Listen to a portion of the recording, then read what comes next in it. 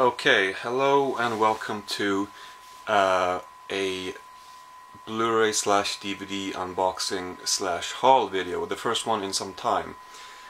Yeah, I've been on a bit of a break recently. It's been a few months since the last, well, I think by now there's been a vlog uploaded probably. But I haven't really talked about movies since December, so I will... There's a lot to talk about. I'll cover quite a bit of it in this video. And this is, I just thought that I'd film an intro for this one because the order in which I'll show you these clips is a bit odd, so I just thought that I would clarify what you're going to be seeing in this one. But then after this, I mean, there's a lot more that I need to cover as well, so I will do my best to upload videos more frequently and to talk about all these things that I've been watching over the past several months. I don't really like myself when people just disappear without a word, and then a few months later it's like, oh, I took a break, and I'm like, I mean, nobody has an obligation to make videos, but I just feel like it's a little bit unfair to the viewers to just disappear. So I do apologize for that. I did that before too. I'm gonna try not to let that happen again, but sometimes, you know, I've been making videos for a long time. I just feel sometimes I need just a break from things, I guess. A break from the normal stuff. It's not... I don't know. But I'll try to upload videos a bit more frequently from now on. So, what are we gonna be seeing in this video? Well, first of all, there is an unboxing video that I filmed maybe a week ago. We got some Arrow Blu-rays that I bought from the sale, the most recent sale, I think 10 of them. So we'll have a look at that first. And then after that, I actually did film an update video months ago, earlier. I don't know when. I mean, it's been so long that I don't really remember what I said in the video or what titles I showed. So I hope it's okay. I mean, I hope what I said is fine, that I'm still happy with it. But just know that the second clip you're gonna be seeing is from January or maybe early February.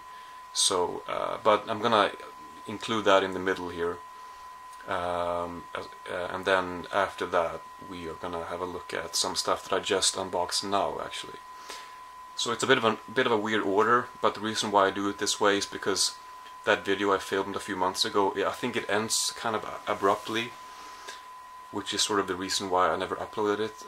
So I don't wanna end the video with that. So I'll put that in the middle, and then last off we'll have a look at another unboxing from CD-ON, as well as quite nice pile of Blu-rays from secondhand stores as well. So there's a lot in this video, a lot of Blu-rays from a lot of different places. But I have enough. I can't really make videos for every single haul. I mean, I feel like it would be too many videos, so I'm just gonna, you know, lump a few things together here. Yeah, but that's it. Oh, that's what you're gonna be seeing in this one. Gonna be a fairly long video. There's the ice cream truck. Alright, so Arrow unboxing, update video from a few months ago, and then a small CD-ON unboxing after that. Okay, so I hope you enjoy the video, and again, I'll try to upload more frequently after this. So, alright. Alright, so welcome to an unboxing from Arrow Video, or well, Arrow Films, I guess the website is called, I think. Arrow Video and Academy titles were on sale recently, and I ordered some, I guess 2-3 weeks ago, and I picked up the package today. So I thought we would take a look at what I bought. I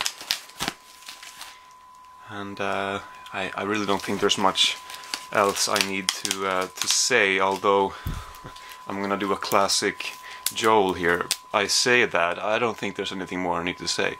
Then I go on to say a bunch of things after that.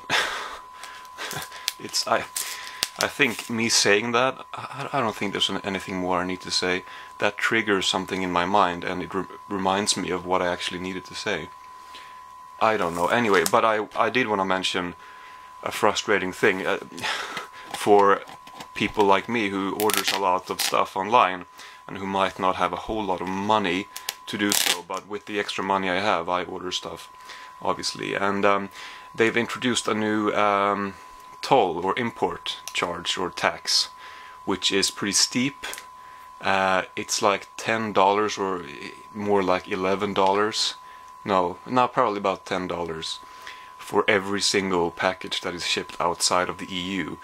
And even sometimes, apparently, when you buy stuff within the EU, if there's something about the return address which is not, if the return address is, I don't remember, but it's very irritating. You don't really know if you're going to be charged or not. I mean, that was this was supposed to have been introduced before, and there was some miscommunication between authorities or whatever. But now they have sort of really implemented it or whatever, and so now it's really difficult to avoid that tax when you order anything. So it's like a $10 fee, and then 25% on top of that for what you pay. So there shouldn't be any tax if you order from the UK, although now they're not in the EU anymore. Or well, I guess things might not be final. But so apologies for these loud tape noises, and apologies for my rant. But I just needed to vent because it's a bit frustrating. I even received a third bill for something that I don't even know what it is. I haven't even ordered anything else. I can't even think of what it might be. Anyway, so yeah, there's a lot of people who have complained about this. I think a 25% tax, or is fair, but $10 for every single little tiny package that arrives, it's just a lot. Anyway, sorry.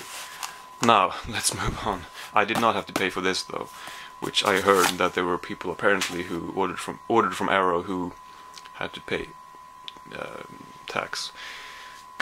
Anyway, it's a big mess for us collectors. Okay, now the Arrow Blu-rays. So I got 10. I think all from Arrow Video. I don't think there were any from Academy here, but we will find out soon enough. Let's just grab them one by one. I'm gonna be fairly quick. The lighting is, as always, not perfect. Slugs. I think I paid £75, by the way, for all of this. I think I might be wrong, but something like that. Slugs. Yeah, I don't know much about this. Somebody did recommend this to me years ago, and I never saw it. Definitely more into low-budget horror now than I was then. Can I fix the lighting some? Anyway. Okay, well, I'm not gonna go through the extras for every single one, but we might have a look at some of them. Ronin. I guess maybe the most commercial film out of these. De Niro and Jean Reno. So I have not seen this. I wasn't always that interested in this either, but it does look like a good film. Yeah, Day of Anger, a spaghetti western. So I've tried to get more into westerns, and I still haven't seen a whole lot. I mean, there's so much to watch, so me saying sort of, yeah, I've been getting more into westerns, that means that I've watched like 3 of them in the past 6 months. But still, it feels like I have, and I've looked into it a lot more. And this one is a spaghetti western that is, I hear good things about. And then we have Night of the Comet. I know nothing about this. It's just one of those horror films that I've known about for a long time, and finally I get the chance to, tick off a few of those titles from the sale. Yeah, this glare is annoying. This is, I suppose, a more commercial movie as well. Big Trouble in Little China. I've not seen this. By John Carpenter and with Kurt Russell. I love Kurt Russell. I mean, I obviously like John Carpenter as well. But yeah, big Kurt Russell fan, and I believe there's a... Is there not a commentary? There is a commentary with John Carpenter and Kurt Russell, which I think will be enjoyable to listen to. I remember for The Thing, when I bought the DVD many years ago, I don't even have The Thing anymore because there was this... anyway, it doesn't matter. I'm gonna get the Arrow Blu-ray eventually. But I remember that I listened... This was before I listened to audio... well, not really. I mean... Actually, the first DVD that I ever bought, I listened to that commentary like several times. So I knew what they were, but I just weren't really accustomed to them or whatever, or used to them in the same way. They weren't part of my, anyway, regular viewing in the same way that they are now. But I do remember listening to part of the commentary for The Thing in like 2010 or whatever it was. And I thought that it was really enjoyable. I just felt like I didn't have time to listen to the whole thing for some reason. But I really liked what I heard. I thought they had good chemistry, so I'm looking forward to the commentary for this as well, seeing as it's the same two people. So, should be good. Nightmare City, directed by someone from... Who's the director? Some Italian director, I guess. So this happens sometimes too. I feel a bit stressed looking for something, and then I can't find it, and it's right in front of me, which I usually see that later when I edit.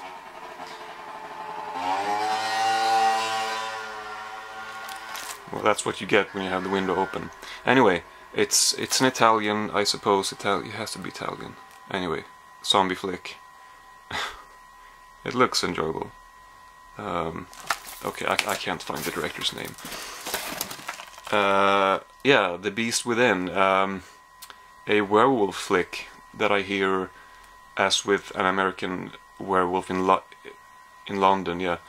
The transformation scene in that is obviously very well known as a very good special effects scene.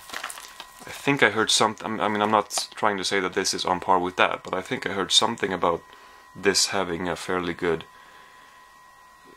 special effects, possibly a good transformation scene as well. I don't know, but it looks like a fun little, low budget horror movie. Anyway, Blood Rage, a slasher that I have been interested in for a while. Yeah, I don't have a lot more to say about that. Frankenhooker. So this one is by...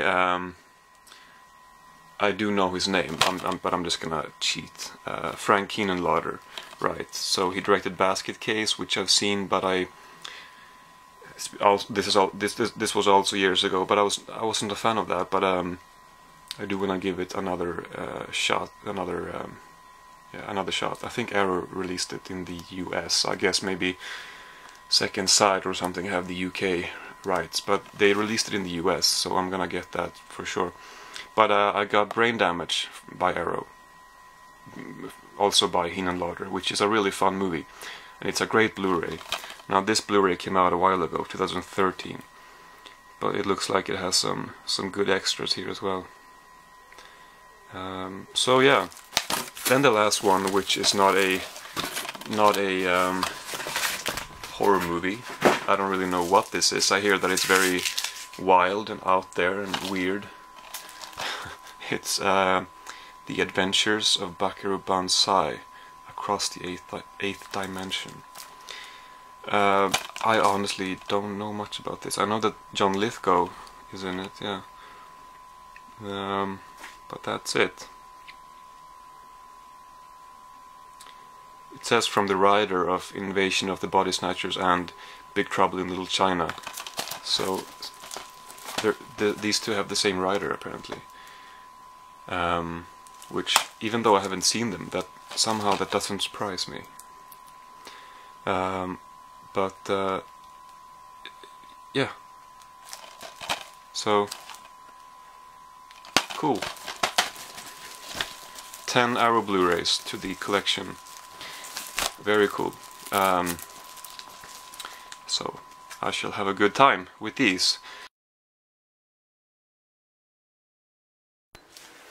Well, I guess it's time for an update, some Blu-rays and some DVDs that I've been watching recently. So after Christmas, which I think it's been about, well, since around Christmas time, since my last one. So since then, you know, for Christmas money and stuff like that, I've obviously bought some movies. Oh, I should turn the fan off. Apologies. So yeah, you know, that's what I do with my money. So I bought quite a few orders, placed quite a few orders from Amazon and stuff like that. And I have a lot to show, and the reason why I haven't unboxed anything is just because I've done so many unboxings lately. I feel like that's all I've done for a while, so I just felt like changing things up. I just felt like opening up everything off camera. I didn't really feel like doing dozens of well, not dozens, but unboxings. I didn't feel like doing them, so instead I've just you know, yeah, been watching stuff, and everything in this video I have watched, with the exception of 2 box sets that I'm gonna start with. But then I have more stuff coming up, but you know, I haven't seen that yet, so I'll return with more stuff whenever I've seen it. But for now we do have quite a few things. First of all, I just thought that I'd show you this little alien figure. It's absolutely tiny. It was a few pounds from Savi. I like collecting alien stuff, and I think I needed something to get free shipping from Savi. I just added this little figure. It's a keychain from Funko, so you know, I got that. But anyway, let's move on to the Blu-ray. So the first out of the 2 box sets that I haven't opened yet, just because I haven't, yeah, you know, some stuff you don't really intend to watch immediately when you buy them, and this was one of those. The Dryer collection from BFI has a bunch of his movies. You can see the list here. The one that I've seen one of his movies, Day of Wrath, which was definitely good, but I feel like I need to see that again. And Ordet is the one that I've heard, well, one of the ones that I've heard the most about, and Gertrude is apparently very good as well. The other ones, I don't really know if I'll ever get to them, but it's a nice box set, which it is limited. It's been out for a while. It hasn't sold out. Maybe it's not the most popular release out there. I don't know, but I think it's limited to 3,000 or something like that. And this was released in April of 2015, if I remember correctly. So it's been out for quite a while, but I was able to get a copy now. I think when this was released, I probably just wasn't really all that aware of who he was, or I wasn't really interested enough. I couldn't justify the money.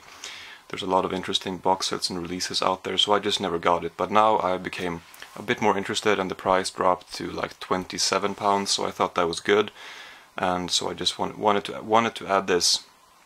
But it'll be a while before I get to the actual movies. I will mention that the 2 movies that I have not, well, I've only seen one of his movies, but the 2 that I want to see the most, they're not included in this box set. But those are released on Criterion, I believe. Those 2 being Vampire and The Passion of Joan of Arc. So I suppose I'll get to those eventually as well. But this is a nice box set. And the other one is from Shout Select, the Pink Panther film collection, the ones with Peter Sellers. There have been more Pink Panther movies. I don't know if they're worth seeing. I'm not sure if all of these are worth seeing. I think the last one is the one that just recycled footage or used footage. I mean, it was released posthumously, I believe, after Peter Sellers died, and I think they reused just alternate scenes or deleted scenes from previous movies or something like that. So it's not very good. Return of the Pink Panther, I don't really remember. The first 3 I enjoyed a lot. The 4th one I probably enjoyed too. Overall, they're fun movies. It's been a few years since I saw them, but I wanted to get the Blu-ray set to reduce, you know, the shelf space that my DVDs took up.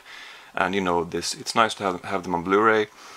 And there are new interviews. It says featuring new interviews, which it says new interview here with an actress, but with on these 4 there are no information. There's no information about extras, but maybe they just didn't have room for all of it. I feel like they could have made room, but I don't know exactly why. But there's definitely more more than this.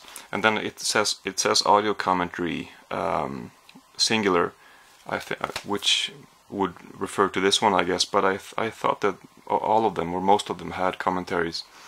Anyway, it's a nice box set, so I definitely wanted that. So whenever I feel like watching those movies again, I can in the best way possible. Then we have some stuff that everything else I have seen. Ash vs. Evil Dead.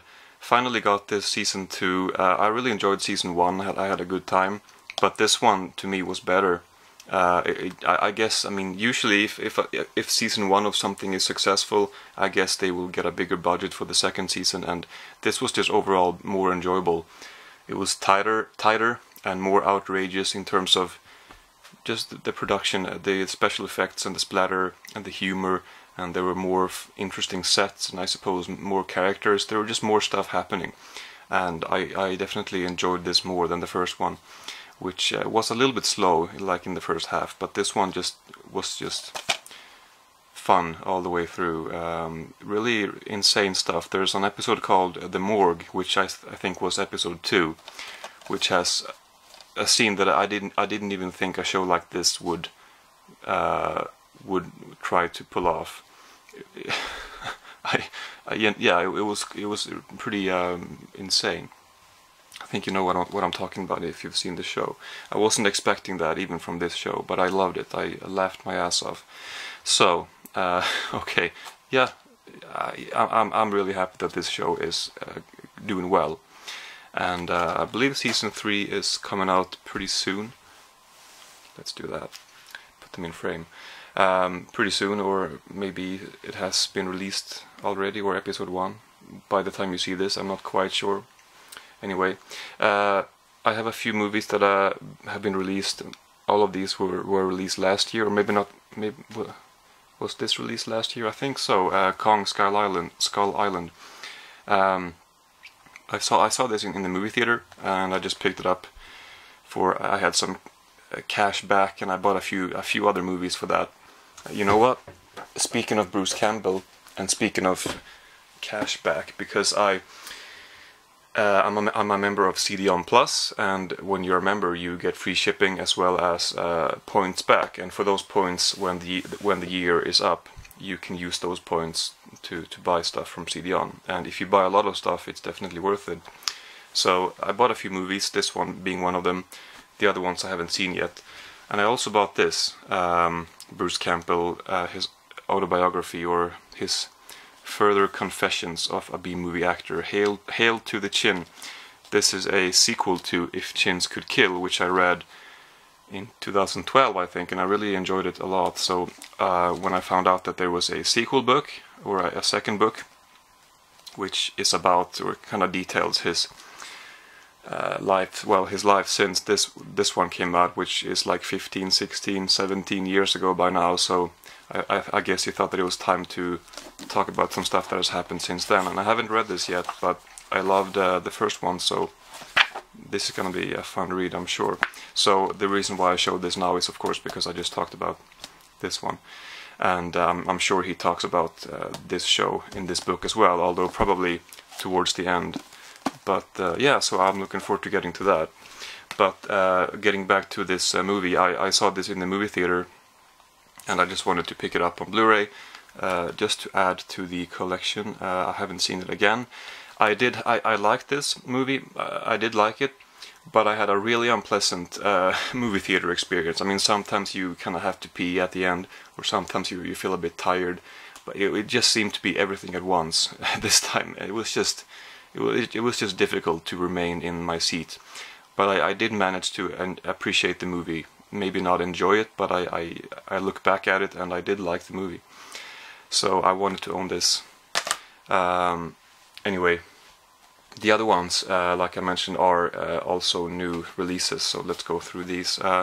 Brawl in Cell Block 99, from the writer-director of Bone Tomahawk.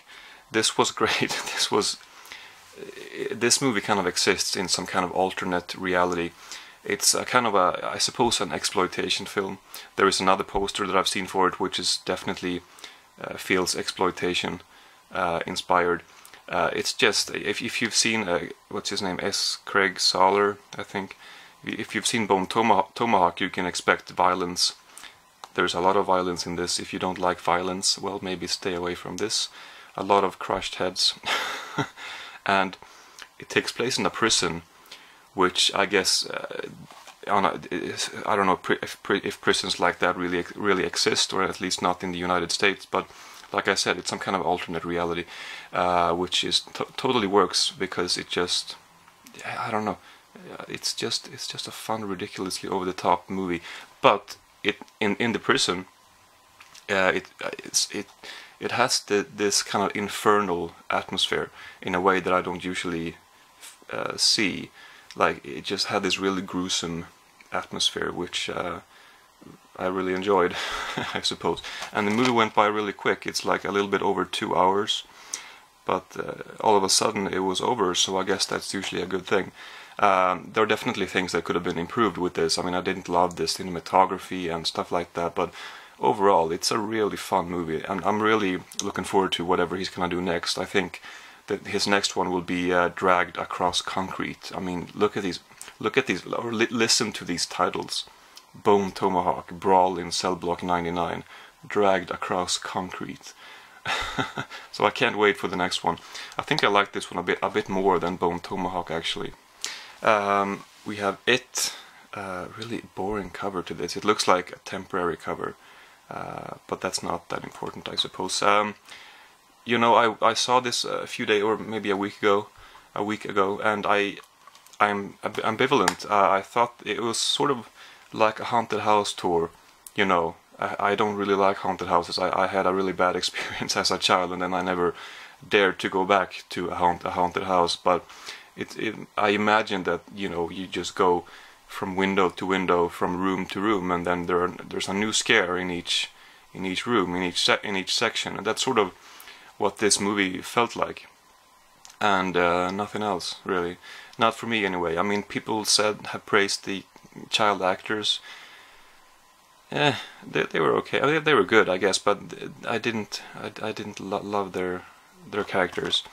The story was very weak. I mean, it's based on Stephen King's book, of course, but it just didn't really grab me. It felt very uneven. But these scares, they were very well done. And if that's the main focus of the movie, which I guess it probably was, then I guess they managed to make a pretty good horror film. But yeah, I like those scenes. But overall, as a movie, it's not something I will recommend to people or watch again. And I don't even know if I'm gonna want to watch the sequel to this. I don't feel like I really need to. But it was good, I suppose, in some ways. But it left some stuff to be desired for me. But anyway, The Big Sick. This one I liked. I had been looking forward to this. I do try to see as many Oscar nominations as possible before the Oscars, but it usually doesn't go very well. But this one I managed to see. Definitely good. I enjoyed it. It's a very solid romantic comedy, drama. Good actors like Ray Romano and Holly Hunter as her parents, and a touching movie for sure. Then I got one that I had been looking forward to for a while, Wind River. Ever since I first heard just the title and I saw a couple images from the movie, and I realized that it was by the director who wrote Hell or High Water, I was like, well, count me in. I'm gonna enjoy that movie, and I did. Now that I finally was able to get a Blu-ray of it, it's definitely an enjoyable movie. Far from perfect, but it's sort of like not really a murder mystery, more just more a straightforward investigation. It's not exactly a David Fincher movie. I mean, the way everything resolves, it's very unpretentious, and I feel like it focuses more on sort of scenery and acting and suspense more than plot. It doesn't have an extravagant plot, but it didn't really need one. I liked it for sure. So he's yet another director, Taylor Sheridan, I think his name is, to keep your eyes out for whatever he does in the future. I forget what he I think he had something else going on, but I don't know what. Now this next one I really loved. Again, not a perfect movie, but what they did, it was just so good. Good Time, which should have been nominated for something for the Oscars, I think. Which is not everything. Once again, I always say that, you know, I mention something about, you know, the Oscars are not important, but then at the end of the, well, I mean, they're important, but they're not everything. But then at the end of the day, it is like, well, it is important, and some movies, they deserve to be nominated. I mean, it is the biggest movie event of the year, so good movies that don't get nominated, I just feel like it's a bit of a shame sometimes, and this one would have deserved a nomination. But anyway, just a very good crime film. Robert Pattinson, I haven't seen much of him. I mean, I'm very well aware of who he is. I've seen Twilight when that came out, and then I never bothered with the rest of them. And then I've seen maybe a couple movies with him, but I haven't seen him acting too much. But honestly, I can't think of a better acting choice than him. He was extraordinary in this. Just the way the scenes play out, it's just done in a way that you don't usually see. There's a sense of realism, like, as if the directors, the Safdie brothers, one of who is actually in the movie, playing his brother. I feel like they try to, you know, figure out how things would actually play out in real life, which, you know, sometimes I guess that's hard to pull off, because you need to create a suspenseful movie at the same time, and real life is usually not that suspenseful, but they pull it off really well. Yeah, if you haven't seen this, then I really would recommend it. So those are the new movies. I guess we'll move on to some random Blu-rays now. Cemetery of Splendor by the man with the most difficult name in the world, perhaps. Apichatpong Verasitakul. Anyway, I've seen some movies of his before. Tropical Melody, Syndromes and a Century, and Uncle Boonmi, Who Can Recall His Past Lives, or something like that. I do like his movies, but they're very difficult. They exist in their own little world. A lot of stuff that he brings from his well, he's from Thailand, so I don't know much about religion and culture over there. I guess he brings a lot of that into the movies, which might be easier to interpret them if you were more aware of those things. My teacher, when I took a film course a couple of years ago, he did talk about him. I don't remember all of what he said, but I have my notes if I need to look them up if I'm interested. But they are very interesting, his movies. This one was maybe my least favorite so far, although I'm not really a huge fan of Uncle Boonmi. It's just hard to know what to make of them, but they are good. They are very what's the word? I can't think of the word. Anyway, very interesting. You don't really know what to expect from them. Well, you kind of do when you've seen a couple, but you don't know what they're going to be about. You don't really. Anyway, they're difficult to talk about and difficult to interpret. But anyway, yeah, okay.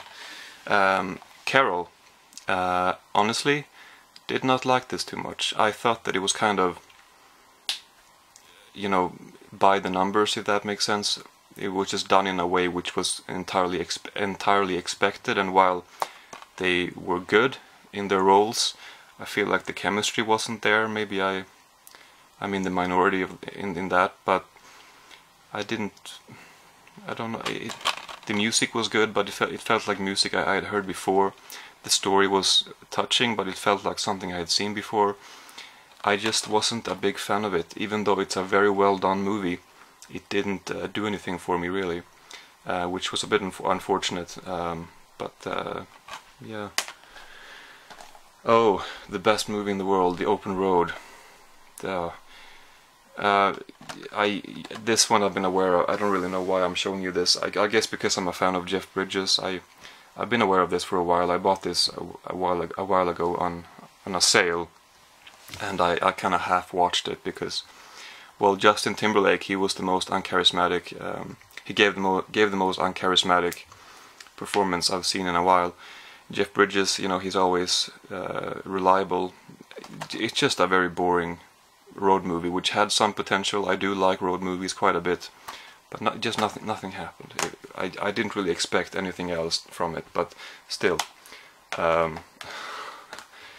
couple Jackie Chan movies, like I've said, I've tried to upgrade some Jackie Chan stuff to Blu-ray, or I've tried. I'm not just tried. I have done that for the past year or so. Rumble in the Bronx, this one I saw years ago. Really enjoyed it, and then I never saw it again.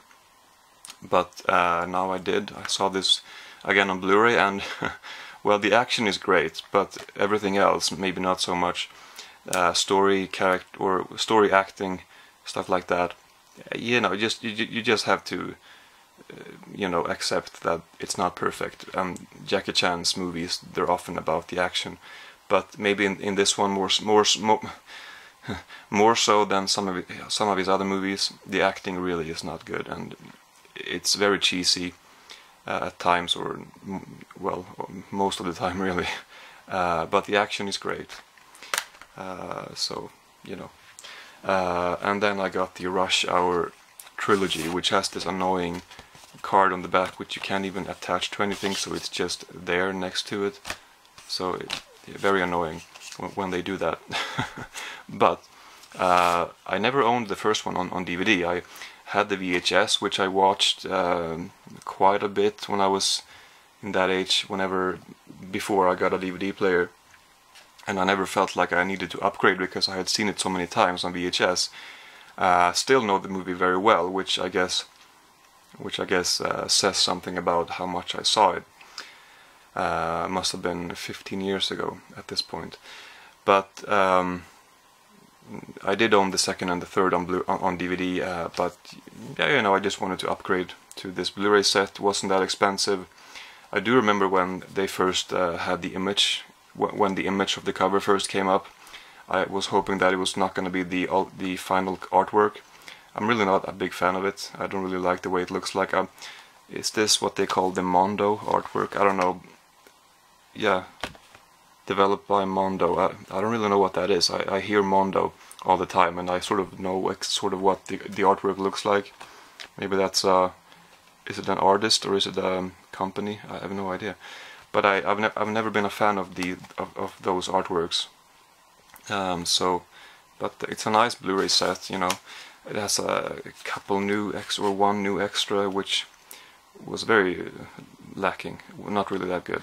Audio commentaries and stuff. I really just wanted to add this to the collection. I don't really know if I'll ever watch the movies again. Maybe I will at some point, but I've seen them so much, or at least the first one. I just don't really know if I'm gonna want to return to them, but I did want to upgrade to the Blu-ray, and I did watch that extra. You know, I don't think we'll have time for everything today, but let's continue with some more. Harold and Lillian, A Hollywood Love Story, a documentary about a couple who worked in Hollywood. He was a storyboard artist, and she started working a little bit later, I think, but she was a researcher, and I don't know how much exactly they worked together, but they were both very important in various movies. He, for example, was the one who, I mean, this movie really made me realize that, I mean, when people accept awards, you know, people who get the most publicity, like directors and actors and stuff like that, whenever you hear these people say, I mean, this was a team effort, this belongs to everybody, sometimes I feel like you kind of go, yeah, whatever, you're expected to say that. But when you see something like this, you realize that there's a lot of truth in that.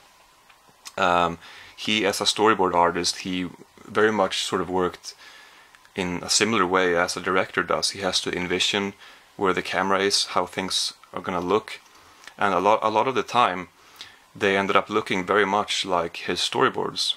They were very truthful to his storyboards. For example, in The Graduate, with the leg and Dustin Hoffman in the middle of the leg, he put that in his storyboard, and then that's how it was filmed. And that, like they say in the documentary, that's one of the most iconic scenes in at least modern film, you know. or you know, film period, I think they said. So yeah, but you never really heard about these people because they were largely I can't speak largely uncredited for their work. And if you go on IMDb and you look at her page, for example, there's just like a few titles. It really doesn't do it justice what she did. She worked really tirelessly, you know, in her library researching stuff, and yeah, people like that are important, and they just don't really get a lot of credit. He died. This is a couple years old. He died. He was like 10 years older, so he died a bit earlier. She was in her late 80s when they filmed the interviews with her, and she was really lovely. I really enjoyed listening to her. Yeah, and yeah, so that it's about them, their life, their contributions. So definitely good. I think it might have been Leonard Maltin who made me aware of the movie, or I might have been aware of it before, but I know that he wrote a review about it. Okay, I got a package here, a small package for Blu-rays from CD-ON, and then I actually have a pretty big stack of Blu-rays from second-hand stores as well that I have not found time to see yet, and I don't know when I will. I mean, it's both good and bad that I keep finding cheap Blu-rays. I don't really have time to see them because I have too much other stuff that it's sort of I want to prioritize. But anyway, I can't complain about finding cheap Blu-rays. So I'll show you those after this. So I haven't bought too much from CD-ON as of late, but there were some titles during a sale that you know, they were quite cheap. So got a few. Oh, great! Now I can't reuse this bag. I like reusing Jiffy bags, and you know, for when I sell stuff. But anyway, now I can't do that. So let's take them out one by one. But I'm gonna start with the one that I don't think I would have bought anything if it wasn't for this. But I recently watched Vinyl on HBO. This is a show, it says complete first season. I don't know if this Blu-ray maybe, it might have been released before the show was cancelled. Because originally, well, this season came out in 2016, about 2 years ago actually. And it is a show that I had been looking forward to. It's by, it says from executive producers Martin Scorsese and Mick Jagger. Apparently this is after an idea from Mick Jagger, and then Scorsese directed the first episode, the pilot, and produced it. But it's really, I feel like it's a show by Terence Winter, who made, right there is his name, he made Boardwalk Empire. He's sort of billed or whatever as the creator of Boardwalk Empire, which is a show that I like a lot, and I think he wrote for The Sopranos as well. So when I heard about this show, you know, Scorsese directing the pilot for one thing, it's by Terence Winter, it's with Bobby Cannavale. I'm a big fan of his. He was also in Boardwalk Empire season 3 maybe, playing Gyp Rossetti, I think his name was. And as if that's not enough, Ray Romano is in this too, and it's a bit of a, not a typical, you know, you might not typically think of Ray Romano for a part like this, but he did a good job here, and I am a big fan of Ray Romano. So 4 people that I really like, so this I was looking forward to, but then it came out and I wasn't hearing great things about it, and then it just took me a while to actually watch it.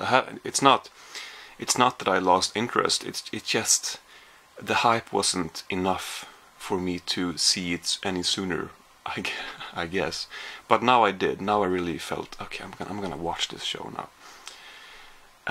And I liked it enough to get the Blu-ray. In Netflix, as well as Amazon Prime Video and HBO, but especially Netflix, they, over the past couple of years that I've been watching Netflix and stuff, I've changed my perspective or whatever about collecting TV shows. I guess I don't feel the need to own as many TV shows. I feel like I can leave room on my shelves for other stuff, because TV shows, they're so easy to find on streaming services these days. They've obviously changed up the market. But with certain shows, so I have been getting rid of some shows, and perhaps watching some shows on Netflix that I otherwise a few years ago would have bought on Blu-ray or DVD. But certain shows I do want to own, whether it's because it's simply a great show, I want to have it on Blu-ray, or if there are extras, which is the case with this. I want to see the extras here, and I want to listen to the commentaries. With Bobby Cannavale and Olivia Wilde, she's in this as well, and then Terence Winter and more. So I really want to listen to those, because I haven't even talked about what the show is about yet. I realized that I've been rambling here, but I do have a lot to say about this. But yeah, it is a shame that when I guess I touched on that a couple minutes ago, that this show was cancelled. It was originally renewed, I think, and then they cancelled it after that. I'm not sure exactly what happened, but this ended up being the only season, which is a shame, because this is a really good show. I mean, there are some problems with this. It's set in 1973, which is why it's called vinyl. It's about the rock music industry, but mainly rock music, and it kind of it touches on the emergent, or the introduction of disco and punk and hip hop a little bit, but it wasn't really delved into. I feel like if they made a season 2, they would have done that more. But it's mainly rock, 1973, and yeah, Cannavale, he plays a music producer who is addicted to cocaine, and then you have this murder subplot going on too, which I didn't feel was necessary. It felt like almost as if the writers couldn't quite help themselves. It's like somebody wrote, I mean, you have all these great bands, and this great time for music that the show is about, all that going on. You don't really need a murder mixed in. So there were some good scenes involving the murder, but overall it just felt redundant and not very exciting at all. But the main reason why I love this, or really like this, is the music. You have actors playing Alice Cooper, Robert Plant, Lou Reed, David Bowie, etc. And it's really cool to see these people appear. And it's cool to see them talking about this music as if it just came out. Anyway, so it's the music aspect to this was really great, and I really enjoyed that part, but everything else was a little bit lacking, and I can see why people have maybe not been praising this too much, but I really like it myself, and I'm gonna enjoy the special features. Okay, that's enough of that. I really didn't think I was going to talk for that long. But so because that was quite cheap, it was like $10, with the equivalent of that with our currency, I just found a few more during this sale that I thought was worth picking up. So I got Spider-Man Homecoming.